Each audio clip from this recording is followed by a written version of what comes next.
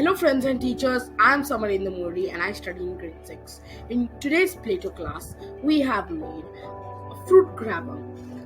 We have made this with few simple materials.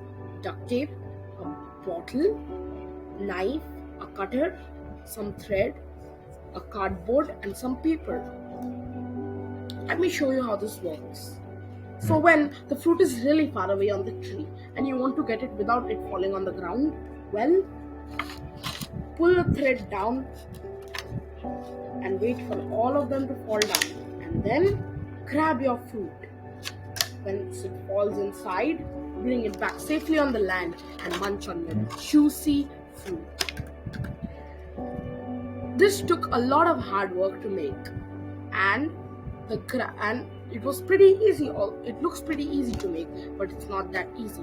I was amazed after making this, and by looking at the speed of the instructor, I almost fainted. So the grappler is made first.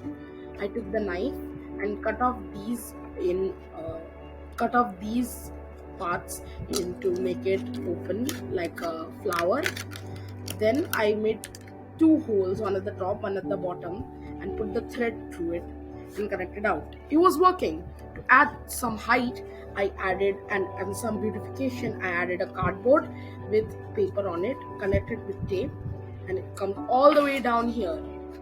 And when you pull it and you leave it, it comes back. It was a really